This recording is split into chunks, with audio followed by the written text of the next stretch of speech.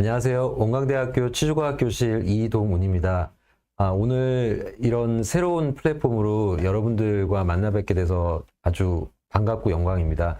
오늘 짧지만 조금이나마 임상에 도움이 되셨으면 좋겠습니다.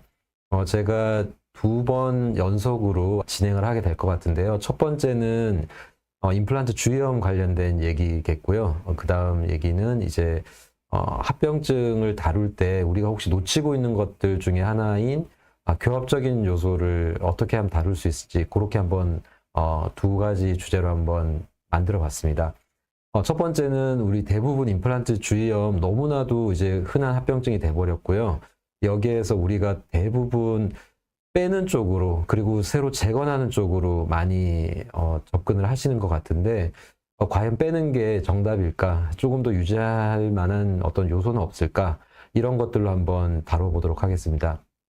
우선은 임플란트 합병증을 접하게 될 때 우리가 대부분 왼쪽 그림처럼 이렇게 익스플란테이션 하는 경우가 과거에는 굉장히 좀 드문 경우였다면 지금은 예전보다는 그 임플란트에 대한 그 접근도 그 다음에 그 역지가 낮아지다 보니까 임플란트를 제식하는 경우가 상당히 많아졌고, 그래서 우리가 차팅에도 첫 번째 식립이냐 두 번째 식립이냐 이런 얘기를 할 정도로 흔한 임상이 돼버린 것 같습니다. 그리고 이제 오른쪽처럼 오늘 제가 다루고자 했던 이런 내용처럼 임플란트 쪽에 변형골 흡수가 있어서 우리가 재생요법이라고 하는 이런 것들을 흔히 얘기하는 이제 GBR을 한번 해보게 되는 이런 것들이 사실은 우리가 예지성이 좀 떨어지다 보니까 이런 수식에 대한 접근이 아무래도 왼쪽에 익스플란테이션하고 재식립하는 것보다는 아무래도 조금은 어려운 게 현실인 것 같습니다. 그런데 이제 이런 접근에 있어서 더 어렵게 여기는 것 중에 하나가 아무래도 술자에 대한 경험도 다 다르고 그 다음에 환자의 그런 조건이 너무나 이질적입니다. 왜냐하면 대합치가 덴처인 경우도 있고 대합치가 없는 경우도 있고 인접치가 임플란트인 경우도 있고 너무 다양하기 때문에 그 임플란트를 유지하는 것이 과연 맞는지 또 이 유지할 만한 가치가 있는지 이런 것들을 고려했을 때 사실은 지금 흔히 뭐 임플란트 전체 길이에 예를 들어 뭐 반 이상이 높거나 3분의 1이 남아 있거나 뭐 이런 경우 이런 어떤 정해진 그런 수치적으로 임플란트를 제거하고 재식립하고 이런 것들은 사실 좀 어려울 수밖에 없습니다. 그러다 보니까 임플란트를 이제 실패 중인 건지 아니면 아예 실패로 정의를 하고 제거를 해야 되는 건지 이런 것들은 환자와 관계된 불편감이 더 많은 것 같습니다. 사실 좀 주관적인데요. 그러다 보니까 우리 임상가와 술자와 그 다음에 환자의 그런 소통을 통해서 과거에 임플란트를 식립 과정 중에 어려웠던 점이라든지 그리고 이 임플란트가 유지됨으로 인해서 오히려 더 불편감은 없어졌는지 그리고 환자가 지금까지 겪었던 여러 가지 그 기간들 너무 임플란트 식립한 지 얼마 되지 않았는데 기능하고 나서 사실 몇 년 되지 않은 임플란트를 제거를 결정하는 것은 쉽지 않은 거고 하방에 어느 정도의 그런 그 골 유착이 남아 있다면 그 또한 임플란트를 조금은 제거하기가 그 원장님 입장에서는 부담스러울 수밖에 없으실 것 같아요. 그래서 가장 우리가 큰 게 환자의 불편감과 그 다음에 술자의 경험이 만난 어떤 한 시점에서 임플란트를 실패한 걸로 정의를 내리고 진단을 내리고 제거하든지 아니면 그 과정이 있기 때문에 조금은 한번 회복할 수 있는 여지가 있는 걸로 노력을 해본다든지 결정을 하게 될 것 같고요. 그런 상황에서 이제 임플란트를 우리가 그 합병증을 좀 크게 두 가지로 분류할 때 생물학적인 문제가 있는지 아니면 오른쪽 그림처럼 이렇게 기계적인 문제가 있는지에 따라서 우리가 좀 더 명확하게 분류할 수 있을 것 같은데 스크류 루즈닝이나 스크류 파절 같은 경우에는 그래도 우리가 제거를 하고 다시 새 걸로 교체할 수가 있지만 내부적인 어떤 웨어가 생겨서 너무 자주 있다면 임플란트를 제거해야 되는 경우도 있겠지만요. 그렇지만 또 이렇게 임플란트가 파절된 경우에는 아예 이제 제거를 해야 되겠죠. 우리가 이제 제가 한 기관에서 10년간 임플란트를 이제 인터널 타입의 임플란트를 한번 조사해 본 적이 있어요. 그 조사를 해봤더니 사실은 파절로 인해 임플란트를 제거해야 되는 경우는 사실 1% 미만이었습니다. 많은 경우는 아니죠. 하지만 이제 이런 일이 없도록 저희가 노력을 해야 되겠는데, 반면에 생물학적인 어떤 합병증인 임플란트 주위염과 임플란트 점막염을 포함한 것들, 그 중에 이런 것들 중에 가장 더 사실은 우리가 잘 골머리를 알 수밖에 없는 이런 임플란트 주위염은 임플란트로 따지자면 10개 중 하나 정도, 환자로 따지자면 10명 중에 2명 정도, 굉장히 높은 유병률을 보입니다. 그러다 보니까 임플란트 주위염을 이제 남의 일이 아니고 저희 이제 클리닉에서 이제 손을 봐야 되는 그런 상황으로밖에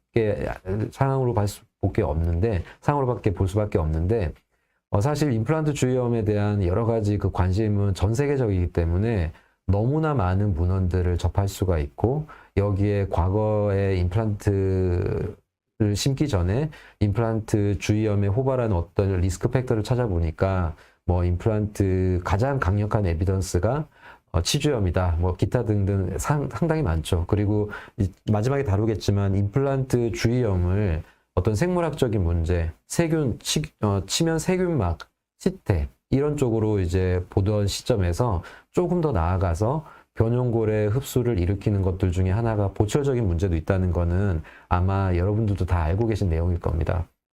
그리고 조금 인용이 많이 됐던 좀 과거 문헌이긴 하지만요.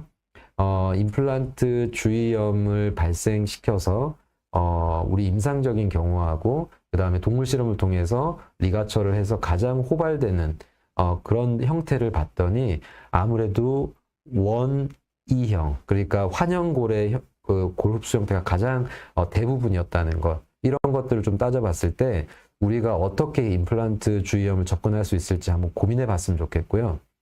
이렇게 그림에서 보는 것처럼 사실 오늘 다 모든 내용을 다룰 수는 없겠지만, 이렇게 명확하게 임플란트가 파절됐다는 게 이제 명확하다면 당연히 제거를 해야 될 것 같고요.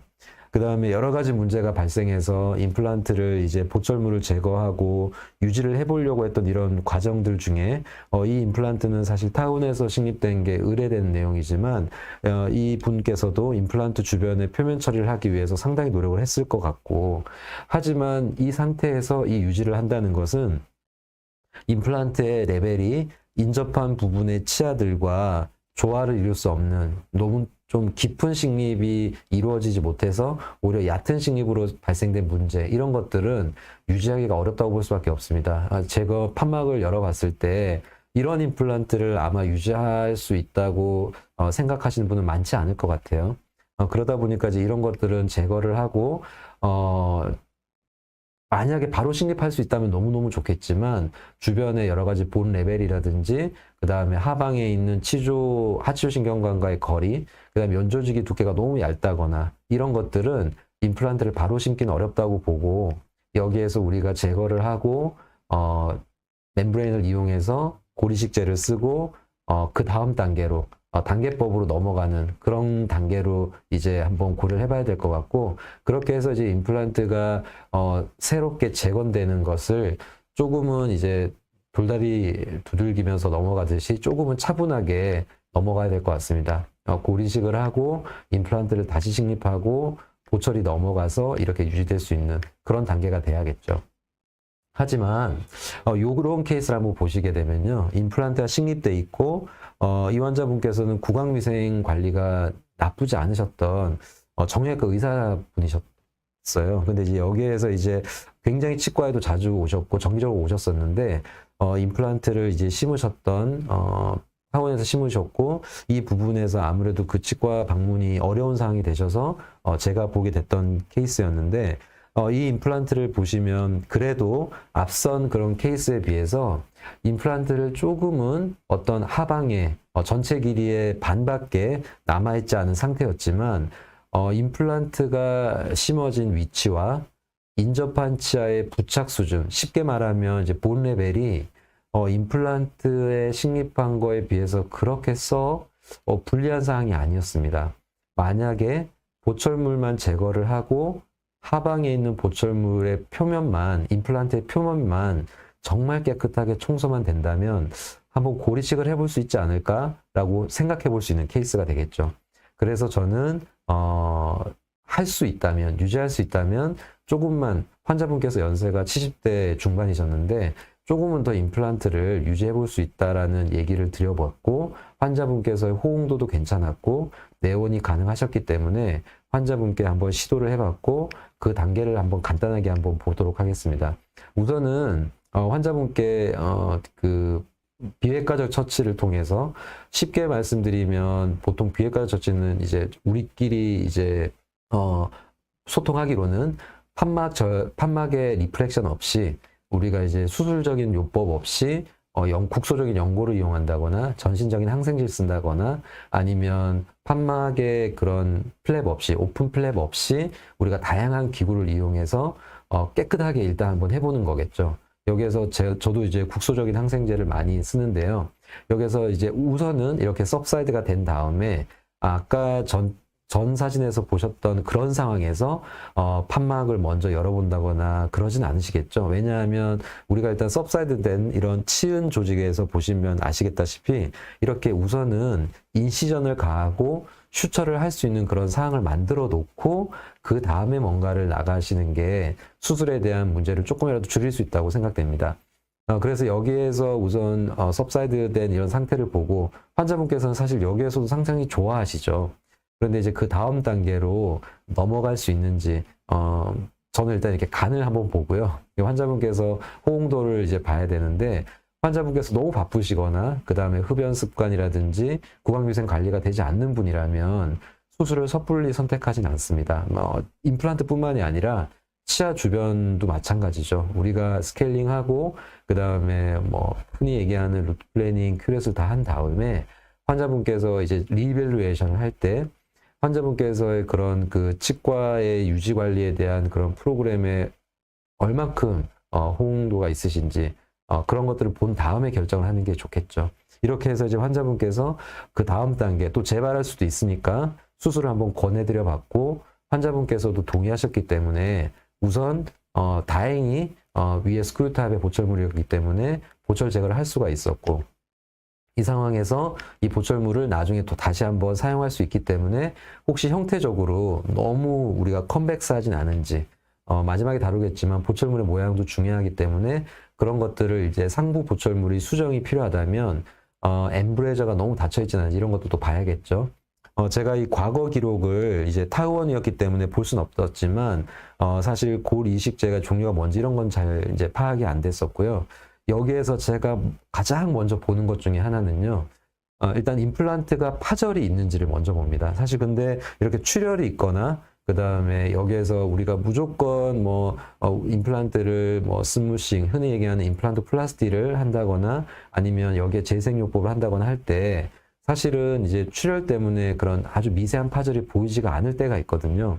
우선은 이 상황에서 일단 힐링 어버먼트 같은 거를 이렇게 이제 체결해 보다 보면 만약에 조금 리키지가 보인다거나 크랙 라인이 보일 때는 이게 약간 벌어지는 게 느껴지시거든요. 이제 그런 것들도 한번 참고하시면 좋을 것 같고요.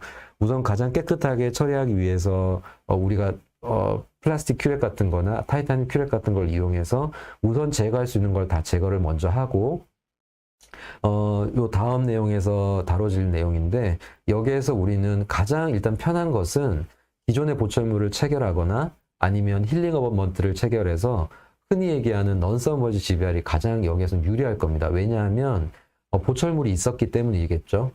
그런데 제가 여러 번 이제 경험을 하면서 느꼈던 것 중에 하나가, 임플란트를 이제 뭔가 문제가 생겨서 이 상황에서 재건요법을 이제 들어가는데, 어찌 보면 이 임플란트로서는 마지막 기회가 아닐까 생각되거든요. 그런데 마지막 기회를 조금이라도 그 같은 상황에서 불리하지만 조금이라도 더 좋은 상황이 되려면 여기에서 서멀지나 넌서멀 중에 뭘 선택해야 될지 고민을 하게 됩니다. 근데 아무래도 이제 넌서멀지로 하려면 판막의 매니지먼트가 필요하고 또 과한 또 릴리징 시즌이 필요해서 그래야 판막이 봉합이 되니까요. 근데 이제 그렇게 하는 쉽진 않죠. 왜냐하면 또 릴리징도 해야 되고 또 블리딩도 나오고 이러는데 아직 제가 이제 그 연구 디자인만 하고 아직 시작 단계에 있지만 넌서멀지 GBR과 서멀지 GBR을 우리가 임플란트에서는 초기 고정도 얻어서 이제 멤브레인이나 아니면 스페이서를 넣어서 넌서멀지압을 많이 하고 있지만, 임플란트 주위염은 이미 이제 손상된 부분이 있고, 이 부분에서 우리가 서멀지로 갈지 넌서멀지로 갈지 술자가 고민을 한번 해봐야 될 것 같거든요. 저는 예전에는 조금 간편하게 넌서멀지 GBR을 주로 선택을 했었는데, 최근에는 가능하다면 임플란트의 그런 디펙트 모양과 연조직 모양을 다 파악한 다음에 가능하면 서멀지를 시키고 있습니다. 그러다 보니까 이제 임플란트 위쪽에 커버 스크류를 체결했고요. 만약에 그 제품이 없다면 그래도 비슷한 것들이 있기 때문에 그 위에 있는 실링을 완벽하게 못하겠지만 비슷한 거라도 체결하려고 노력을 하고요. 여기에서 제가 여러 가지 이제 표면에 오염을 제거해야 되는 과정이 필요한데, 사실 완벽한 건 있을 수 없다고 생각합니다. 너무너무 완벽하게 제거하면 좋겠지만, 이런 것들도 연구도 많이 이루어지고 있는 걸로 알고 있는데, 제가 여러 가지 이제 제가 기관에 있다 보니까 한 제품만을 쓰진 않고 여러 제품을 쓰고 있는데, 제가 이제 그때 여러 가지 있던 접했던 기구들 중에 R브러쉬를 이제 접한 이후에 일단 그 형태적인 문제라든지, 그 다음에 그런 재질, 그 다음에 표면에 대한 처리 방법, 이런 것도 좀 고민해 봤을 때, 이런 접근 방법이 만약에 환영골이라면, 아까 말씀드렸지만 대부분 디펙트의 모양이 환영이 반 이상이 넘는다고 아까 문헌에서 보여드린 것처럼 그런 형태이고, 이 디센스 디펙트에서는 힘들겠죠. 근데 환영이고, 그 다음에 이 인접한 치아의 부착 수준이 나쁘지 않고, 그래서 이제 재건을 한번 해볼 수가 있다면, 그 다음에 이제 오염의 처리인데, 디컨타미네이션을 하기 위한 가장 어떤 여러 가지 접근법 중에 하나가 저는 R브러쉬가 선택될 수 있다고 생각하고요.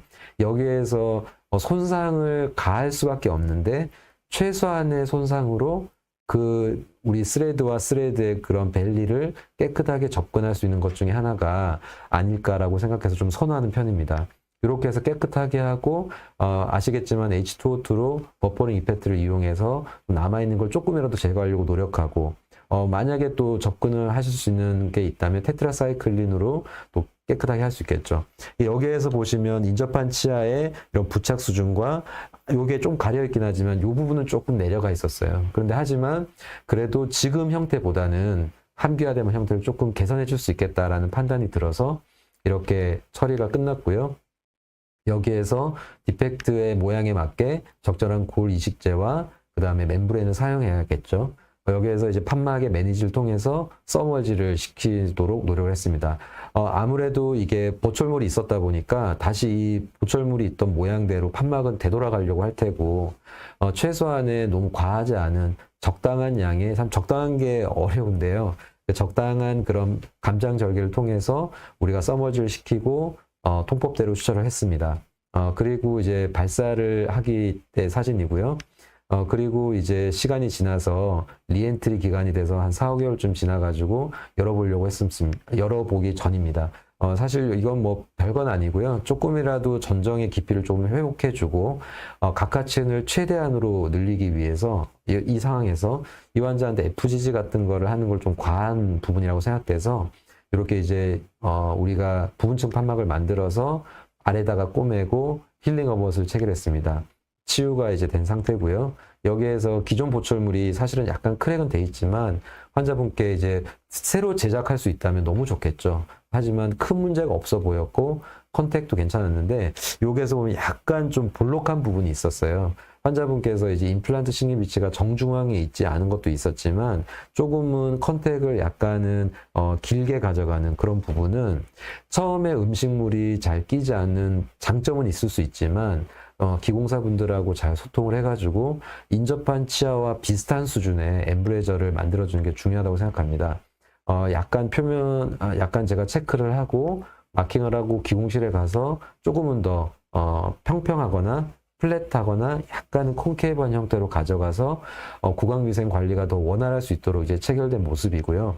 여기에서 분명히 우리가 살짝 리세션은 있지만 처음 상태보다 약간은 개선된 모양이고, 시간이 더 많이 흘러야 되겠지만 장기적으로 계속 체크를 해야 되겠지만 이 환자분께서 저런 위치에서 표면을 깨끗하게 한 상태에서 적당한 디펙트였다면 한 번은 재건해 볼 수 있는 여지가 있을 것 같습니다. 우선 페리임플란타이티스에 대한 그런 수술적인 부분은 최근에 굉장히 많은 테크니컬 노트뿐만이 아니라 리뷰 아티클이 많이 나오고 있어서 그 근거가 조금씩 더 늘어나고 있는데, 우선은 외과적 접근의 대부분은 제가 방금 보여드렸던 케이스처럼 재건형보다는 절제 쪽으로 가는 게 더 많은 흔한 수식이 될 것 같고요. 무조건 제가 이런 수술을 한다는 뜻이 아니라 아까 말씀드렸다시피 어떤 조건이 갖추어져야 되겠죠. 그리고 이제 재건 수술을 할 경우에 현재 문헌에서 뭔가 어떤 특정한 제품이 좋다, 특정한 멤브레인이 좋다, 이런 것보다는 우선은 표면의 오염을 효과적으로 제거하는 게 가장 큰 관건이다라는 얘기가 나오고요. 그 다음에 너무 잘 아시지만 임플란트 주위염은 1단계, 2단계, 3단계, 4단계 이런 식으로 올라가는 게 아니라 시간이 늘어난 만큼 이만큼 늘어나는 그런 선형의 진행이 아니라 갑자기 급속하게 나빠지는 비선형으로 진행되는 특징을 갖고 있기 때문에 우리가 임플란트 주위염을 접근하는 방식은 그 시기를 언제 가져가야 될지에 대한 것은 술자에게 그 환자와 소통을 해야 되는 여지가 있다고 생각됩니다. 여러 가지 문헌들이 있는데요. 이 문헌은 가장 많이 인용되는 것 중에 하나인데 그림도 잘 나와 있어서 한번 넣어봤습니다. 방금 설명드렸다시피 비선형의 악셀러레이트 패턴을 보이는 그런 특징이 서두에 있고요. 여기에서 말씀드렸다시피 여러 가지 우리가 그 오그멘테이션 할 수 있는 여러 가지 수식들을 부가적인 방법을 통해서 수술할 수 있다라는 내용들이 있어요. 여기에서 오른쪽 그림에서 보이는 것처럼 우리가 억세스 플랩이라는 표현으로 판막을 열어서 단순히 닫는 것만으로도 우리가 그 임플란트 표면에 붙어있는 오염원을 제거하고 포켓을 줄일 수 있는 그런 장점이 있기 때문에 이런 술식 자체만으로도 그 सब사이드를 시킬 수 있는 어떤 목적을 가지고 할 수 있다는 겁니다. 우리가 큐렛을 하고 치주적인 접근하고 너무 유사한 것 같아요. 우리가 일단 SRP를 하고 여기에서 포켓이 만약 감소하지 않았다면 약간 오픈 플랩 매니지먼트를 통해서 포켓을 줄여주는, 비록 우리가 루트 리세션은 생길 수 있지만 하방에 포켓을 줄임으로써 조금이라도 그 부분을 줄여줄 수 있는 그런 목적이랑 아주 유사하다고 봐야 되겠죠. 사실 이런 거에 대한 치료 성공이 너무 이질적이라서 우리가 이거를 무조건 어떤 에비던스로 다루긴 어렵지만 이런 치료만으로도 우리가 6개월 관찰 기간 동안 BOP가 없다거나 환홍이 없다거나 그 다음에 더 이상의 골소식을 좀 막을 수 있었다, 이런 것들로 봤을 때는 우리가 이 정도의 성과를 만약에 목표로 한다면 할 만한 수식이라고 볼 수가 있겠죠. 그리고 이제 그 다음으로 제가 아까 서두에서 말씀드렸다시피 무조건 오그멘테이션을 하는 게 정답이 아니라 또 무조건 제거하는 게 정답이 아니라 리젝티브 서저리, 우리가 말씀드렸다시피 골 정형을 통해서 우리가 플레보피를 하는 것처럼 이런 수식도 할 수가 있는 거겠죠. 임플란트 플라스티는 그 중에 하나의 부가적인 내용일 거고요. 이렇게 여러 가지 방법을 통해서 이렇게 거친 면을 이렇게 하방에처럼 우리 목이 긴 임플란트가 만들어지는 거나 마찬가지겠죠. 여기 보면 이제 아칸서스 버나 실리콘 팔리셔 같은 걸 쓴다고 썼는데, 저 같은 경우에는 이제 다이아몬드 바를 먼저 써서 최대한 스무싱을 먼저 해놓고 그 다음에 그린스톤하고 아칸서스 버 등을 이용해서 팔리싱을 하고 있습니다. 그래서 이제 포켓이 내려오면 하는데 아무래도 이제 전체적인 다이아미터가 줄어드니까 그거 정도는 감안을 하셔야겠죠. 소프트 티슈 리세션은 막을 수 없는 거고, 그러다 보니까 전치부 영역에서는 조금 접근이 약간은 불리할 수가 있겠지만 구치부 영역에서 어버먼트가 노출되거나 일부분의 머신 서페이스, 일부분의 임플란트 표면이 노출되는 것은 사실은 장기적으로 봤을 때 이 환자의 매니지먼트로 봤을 때는 그래도 선택할 수 있다고 생각됩니다. 그리고 이제 이런 여러 가지 부가적인 그 표면 처리의 방법들 중에 하나가 우리가 이제 클로드 왁시등도 이제 좀 고민을 해봐야 될 것 같은데, 분명히 어떤 그런 뭐 우리가 술식이나 술전에 도움을 줄 수 있지만 RCT 연구에서는 일단은 그 셀라인과 비교했을 때 그렇게 아주 우월하게 장점은 없는 걸로 봤을 때는 우리가 클로덱시딘만으로 뭔가를 한다는 생각은 안 하시는 게 좋을 것 같습니다. 이런 수식을 보면 문헌에 나온 수식들인데 우리가 이런 임플란트를 봤을 때 환홍이 보이고 연조직이 조금 불편해 보이지만 판막을 살짝 열어가지고 노출된 부분을 이렇게 접근할 수 있을 정도로 팔리싱을 하고 판막을 이렇게 내려놨을 때 오른쪽 상황에서 이렇게 왼쪽 아래 그림처럼 바꿔줌으로 인해서 임플란트의 수명이라든지 임플란트가 관련된 여러 가지 문제점을 조금이라도 줄여준다면 게다가 그 임플란트가 내 의원에서 심어진 거라면 이렇게 환자를 관리할 수 있는 좋은 방법이 되지 않을까 싶고요. 요거는 예전 케이스인데 이렇게 과거에 이런 임플란트가 있었을 때 이런 것들로 봐서 참 여러 가지 고려사항이 많습니다. 인접한 치아의 부착 레벨을 조금 고려하지 못했던 식립이었던 것 같고, 그러다 보니까 사실 이 임플란트는 제거를 하고 사실은 재식립하거나 아니면 임플란트를 좀 더 다른 위치에 심거나 아니면 너무 아쉽지만 전략적인 발치를 통해서 임플란트를 재식립하는 게 맞기 때문에 사실 이거 가지고 재건하기는 어려울 테고요. 하지만 그렇다고 임플란트가 아직 이제 흔들리진 않으니까 환자분은 제거하기를 원치 않았었어요. 그렇다고 계속 또 이렇게 문제가 있을 수 있었기 때문에 여기 보시면 아시겠지만 할 수 있는 방법 내에서 보철물을 제거하는 게 아무래도 팔리싱이 쉽겠죠. 이렇게 제거해 놓고 판막의 위치를 낮춤으로써 환자의 포켓을 확실히 줄여드리고 이렇게 깨끗하게 치유되는 모습을 보면서 할 만한 수식이라고 여겨지실 수도 있을 것 같아요. 그래서 이렇게 한번 해보는 게 우리가 리젝티브 서저리, 임플란트 플라스티를 포함할 수도 있고 포함할 수 있지 않을 수도 있겠죠. 그 다음에 제가 말씀드렸던 이제 오그멘테이션 세라피인데 여기에서 이제 제가 조금 말씀드리고 싶은 거는 이제 가장 중요한 거는 멤브레인도 중요할 거고 표면의 어떤 그런 처치도 중요하겠죠. 그리고 이 그림처럼 기존의 보철물을 그대로 다시 재장착하는 경우도 있을 것 같은데 보철물을 제거할 수만 있다면 아까 같은 알브러시를 쓸 수도 있을 것 같고 접근도 더 편할 것 같긴 합니다. 여기에서 이제 너무 많이 또 보셨을 논문인 것 같은데요. 차재국 교수님께서 비트로 실험을 하셨던 건데 여러 가지 소재를 가지고 하셨던 거죠.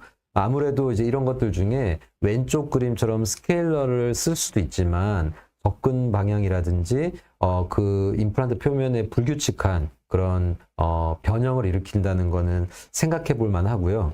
그다음 오른쪽에 픽 소재도 두 번째 픽 소재도 굉장히 그 표면을 변형을 적게 시킬 것 같은데 그 픽 소재의 일부가 그 표면에 남아 있을 수 있다는 그런 단점 때문에 아무래도 그 오른쪽으로 요 세 가지가 가장 좋을 것 같다는 생각이 들고요.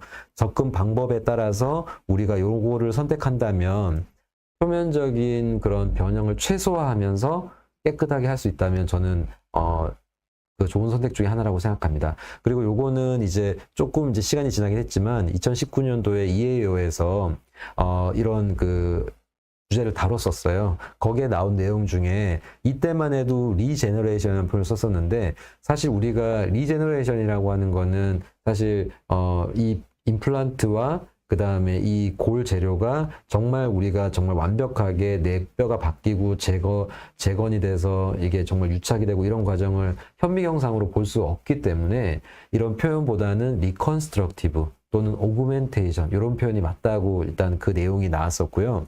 그 다음에 환자가 만족을 할 수 있는 방향이라면 해볼만 하고 그 다음에 아까 말씀드렸던 임플란트 플라스티를 포함한 리젝티브 서저리는 연조직의 퇴축은 막을 수 없기 때문에 그런 것들을 만약에 피해야 되는 그런 수식이라면 한번 해볼만 하다. 그 다음에 타이타늄 브러쉬가 장점이 있다라는 거, 그 다음에 표면 처리가 관건이라는 점, 이런 것들은 우리가 오그멘테이션 세라피를 접근할 때 꼭 한번 생각해 봤으면 좋겠습니다.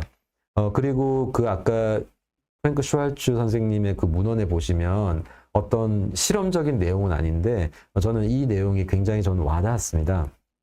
여기에 보면 우리가 이제 비교하는 연구는 없었어요. 그러니까 이제 임플란트 주위염의 재건요법을 할 때 힐링 어버먼트나 보철물을 착용하는 넌서머지 GBR이 맞는지 아니면 아예 제가 아까 첫 번째 케이스에서 보여드린 것처럼 서머지 시키는 게 맞는지 비교한 논문은 아직까지 없는데 어쨌든 여기에서 봤을 때 최근에 어떤 여러 가지 그런 컨센서스나 이런 것들 좀 보면 그래도 아무래도 포스트 오퍼레이티브한 운드 크로저가 있는 서멀지가 아무래도 넌 서멀지보다는 조금 더 유리하지 않을까. 아무래도 환경적으로 좀 더 차단이 좀 되니까요. 그래서 저도 가능하면 마지막 기회라고 생각하고 썸월지를 했다가 2차 수술을 해보는 쪽으로 하고 있습니다. 그리고 대부분 이제 마지막 케이스고 의뢰받는 케이스들이기 때문에 2차 수술의 기회는 환자분과 어떤 소통을 하면서 그 설명할 수 있는 또 시간적인 부분도 생길 수 있고 라프트도 생길 수 있고, 그리고 혹시나 가능하다면 우리가 경조직으로 분리했던 부분을 연조직으로 완성해 줄 수 있는 그런 여지가 있기 때문에 2차 수술하는 동안 환자분께 예를 들어 연조직 처치, 뭐 FGG라든지 CTG를 한 번 더 해볼 수 있는 그런 부분도 있기 때문에 저는 썸월지를 선호하고 있습니다. 무조건은 아니지만요. 그리고 이제 컴바인드 세라피라는 게 있는데, 우리가 완벽한 건 없지 않습니까? 그러다 보니까 이제 임플란트도 모든 표면적이 다 뼈에 감춰져 있으면 너무너무 좋겠지만, 아쉽게도 여러 가지 문제로 일부분이 노출됐다면 임플란트라고 또 완벽할 수가 없기 때문에 이렇게 한쪽이라도 팔리싱을 하고 한쪽은 오그멘테이션 한다든지 이렇게 혼용을 할 수도 있다는 거겠죠. 사실 저도 여기에서 이런 문헌들을 보면서 굉장히 이제 영감도 얻었었는데, 여기에서 그냥 접근을 하기가 어렵고 완벽하게 환영도 아니고 애매한 상황에서 그냥 포기하거나 아니면 정기적으로 와서 그냥 비외과적 처치만 해드렸었는데, 혹시 이런 컨셉을 가지고 해볼 수 있을 것 같아서 조금씩 해보고 있습니다. 저도 아직까지 여러분들한테 뭐 5년 팔로업, 10년 팔로업 할 수는 없는 단계인 것 같지만요. 그래서 결국 이제 서지컬 테크니컬 중에 우리가 이걸 오그멘테이션을 하냐 아니면 리젝티브를 하냐, 이런 것들은 이런 것들에 따라서 해야 될 것 같고요. 환자가 저는 해보고 싶었는데 환자가 더 이상은 내가 힘들어서 이거 냄새도 많이 나고 정말 이것 때문에 너무 힘들어요 하는 거를 끝까지 붙잡을 필요는 없겠죠. 그런 것들을 이제 환자와의 그런 기대와 부합해야 된다고 생각합니다. 아까 그 케이스였는데 조금 더 지켜봐야 되겠지만, 어쨌든 이렇게 한 다음에 서포티드 케어를 하기 위해서 그 상방의 보철물의 형태가 이상하거나 어버먼트가 너무 얕아가지고 우리가 너무 불리한 모양이거나 그런 형태에서는 위에 상부 보철물도 형태를 바꿔야 되겠죠. 부족하지만 예전 기관에서 제가 했던 케이스를 몇 개 모아가지고 알버시 썼던 케이스를 몇 개를 모아서 약간 케이스 리포트를 한 적이 있었는데, 1년밖에 안 되지. 지금은 좀 시간이 더 지났겠지만요. 1년밖에 되진 않았지만, 이때만 해도 제가 리제너러티브라는 표현을 썼었는데 이제 틀린 거죠. 오그멘테이션이라든지 아니면 다른 표현을 쓰는 게 맞다고 아까 말씀드렸던 것 같고요. 케이스가 세 환자에서 4군데였는데 나쁘지 않았었고, 요걸 보시면 아시겠지만 이게 판막을 사실 인접한 임플란트가 괜찮았다면, 요 보철물이 제거를 할 수만 있다면 제거한 다음에 판막을 우리 리미티드하게 열고 표면 처리를 하고 오그멘테이션을 해가지고 이렇게 2차 수술할 때 열어봤더니 그래도 다행히 필링이 돼서 이렇게 보철물 좀 더 엠브레이저를 열어서 다시 붙여줄 수 있는, 그리고 이럴 때 정말 또 조심하셔야 될 게, 우리가 세멘테이션을 종료할 것 같은데 저같이 보철을 아주 자주 하지 않는 치주과에서 괜히 잘못했다가 세멘테이션이 남아있거나 이러면 안 되겠죠. 그런 것들도 조금 신경 써야 될 것 같고요. 그리고 아까 이런 케이스도 보시면 아시겠지만 디펙트의 모양이 완전히 환영이 아닌 경우에도 우리가 최대한 접근할 수 있는 곳들은 깨끗하게 해놓고, 반이라도 링구얼 쪽은 좀 남아있고 협측이 완전히 내려가 있더라도 이런 식으로, 이게 과거의 임플란트라서 정확한 커버 스크류가 없었거든요. 그래도 구할 수 있는 커버 스크류를 이렇게 체결할 수 있을 만큼만 체결하고 멤브레인을 홀딩하고 이렇게 협측이라도 만약에 유지할 수 있는 부분이 있었더라면 이렇게 한번 접근해 봐서, 다행히 이 임플란트가 지금은 굉장히 2년 이상, 지금 아마 4년 정도 된 것 같은데 이렇게 유지할 수 있을 것 같다. 이렇게 한번 접근해 볼 수 있을 것 같고요. 그래서 이제 첫 번째 케이스와 두 번째 케이스, 방금 이렇게 컴바인드 세라피 한 것들을 이렇게 한번 보여드렸는데, 이런 것들로 인해서 한번 무조건 제거하는 것보다는, 만약에 이제 요 케이스 같은 경우에도 사실은 제가 바로 옆에 있는 41번의 치아를 보시면 아시겠지만 오래가 할 것 같진 않았어요. 그러다 보니까 41번 쪽을 빼고 이 옆에 있는 임플란트랑 연결할 수도 있는 전략적인 위치에 있기 때문에 우리 조금만 더 유지해 보다가 요거를 제거하고 나서 한번 연결해 볼 수도 있으니까 그때까지만 좀 써보는 게 어떻겠습니까? 라고 권해드렸고, 환자분도 동일하셨어요. 부끄럽지만 제가 심었던 임플란트였는데, 그래서 요렇게 한번 유지가 돼서 지금까지 사용하고 있으시고요. 그래서 환자분께서도 요렇게 저희가 이제 뭐 제가 심은 걸 하고 더 오래 쓰려고 이렇게 오그멘테이션 하고 이제 그런 건 아니지만 아까 서두에서 말씀드렸다시피 임플란트를 주위염을 접근을 할 때 제거를 하고 재식립만이 정답이 아닌 것은 문헌적인 내용으로도 첫 번째 시도의 임플란트 성공률이 97% 이상이 넘어간다면 두 번째 식립 임플란트는 70% 후반으로 성공률이 낮아지고 얼리 페일러의 가능성도 굉장히 높아지기 때문에 그만큼 척박하다는 얘기겠죠. 무조건 제거하고 재식립만이 정답이 아니라 조건만 갖추어지고 표면의 오염을 최대한 제거할 수 있는 그런 가능성만 있다면 한 번은 임플란트를 조금 더 유지해보는 쪽으로 갈 수 있지 않을까라고 한번 결론을 내볼 수 있을 것 같습니다. 앞서 말씀드렸던 여러 케이스들에서 이제 증대도 해보고 이제 리젝티브도 해보고 다 이제 해봤었는데 요거는 제가 이제 마지막으로 그냥 어찌 보면 연조직에 관련된 얘기인데요. 이제 CT에 대한 그 능력은 아주 탁월한데요. 이 커넥티브 티슈 그래프를 조금 이용해서 이제 과거에는 이제 지금 현재로는 임플란트 주변에는 당연히 뼈가 2mm 이상의 아주 서포트된 본이 이제 임플란트를 지지해주고 그거를 여러 가지 기계적으로 또는 여러 가지 문제로 유지를 할 수 있도록 도와주는 건 당연한 일인데 아쉽게도 이렇게 이제 임플란트 식립하고 7년, 8년, 9년이 지나서 잘못된 여러 가지 어떤 한 가지 요소의 문제는 아니었겠죠. 이 임플란트도 사실 부끄럽지만 제가 식립한 임플란트였고 리치 스플릿과 알베올 리치 프리저베이션까지 했던 케이스였어요. 굉장히 팔로우업이 자주 오신 분은 아니었지만 1년에 한 번씩 꼬박꼬박 오셨던 여자 환자분이셨고 그래서 제가 이걸 어떻게든 한번 환자분께 말씀드려서 제거 쪽으로 하거나 아니면 조금만 유지해보자 이렇게 말씀드렸는데 환자분께서 마지막으로 내가 이제 곧 이제 보험 임플란트를 적용받을 수 있는 나이도 되고 조금 더 유지해보고 싶다 이렇게 얘기하셨어요. 그래서 저로서는 최소한 염증 제거나 혹시 가능하면 재건요법이나 그래도 안 되면 리젝티브 서저리라도 해드리려고 판막을 열어봤습니다. 열어봤더니 아주 부끄럽지만 사실 임플란트 식립의 위치가 리치 스플릿을 하다 보니까 식립 깊이에 대한 컨트롤이 너무 부족했고요. 인접한 치아의 레벨을 봤을 때 너무 얕은 식립으로 문제도 발생됐던 것 같습니다. 그리고 이제 제가 다음 시간에 말씀드리겠지만 그 오그멘테이션을 할 때 그 임플란트 위치가 어디에 있는지를 반드시 파악을 해야 되는데 사실 그 부분에서도 놓친 부분이 있는 것 같습니다. 그리고 또 하나 마지막으로 오그멘테이션 한번 해볼까 했다가 이 케이스를 보고 이 부분을 보고 제가 이제 안 하는 게 좋겠다라고 생각했었는데 26번의 퍼케이션 디펙트와 연관돼 있었어요. 그러니까 여기 이렇게 하다 보니까 우리가 이제 임플란트에 아무리 뼈이식을 잘하는 거라고 하고 표현식을 잘한다고 하더라도 인접한 수준의 부착 수준이 불리했죠. 그러다 보니까 이것은 유지하기가 어렵다고 보고 환자분께 말씀드리고 제거를 하는 게 맞았는데 아까 말씀드렸다시피 환자분께서 한 2, 3년이라도 조금만 더 쓰고 싶다고 하셨기 때문에 저는 아까 말씀드렸다시피 표면이라도 깨끗하게 하고 우리 치아 판막 열어서 스케일러나 여러 가지 기구 이용해서 치석 제거 다 한 다음에 다시 판막을 덮는 것처럼 알브로시를 이용해서 깨끗하게 표면 처리를 하고요.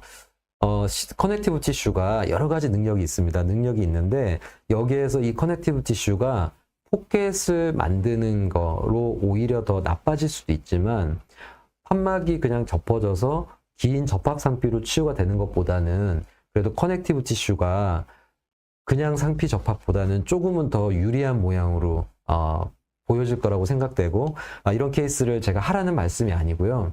간혹 가다가 이제 마지막 단계에서 요 아래 그림은 주켈리 교수님의 그런 그 도예 중에 하나인데 CT를 가지고 이제 월을 쌓은 다음에 재생을 노리는 그런 그림인데 그걸 따라한 건 아니고 커넥티브 티슈가 그런 힘도 있으니까 한 번은 오른쪽도 하고 싶었지만 왼쪽이 조금 더 디펙트가 컸기 때문에 그 팔라탈에 있는 CT를 조금 돌려가지고 이렇게 꼬매드렸고요.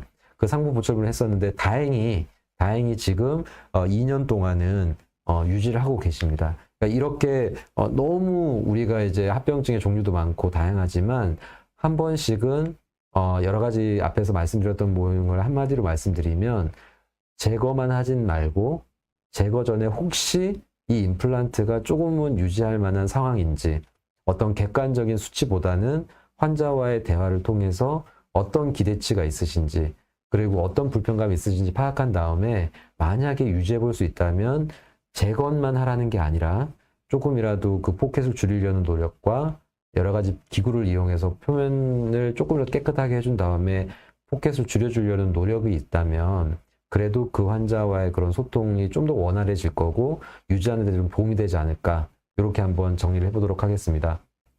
지금까지 경청해 주셔서 감사합니다. 혹시 뭐 추가적인 질문이나 아니면 뭐 좋은 또 다른 좋은 제안해 주실 부분들이 있으시면 이메일을 통해서 또 연락 주시면 제가 성실히 답변 드리도록 하겠습니다. 경청해 주셔서 감사합니다.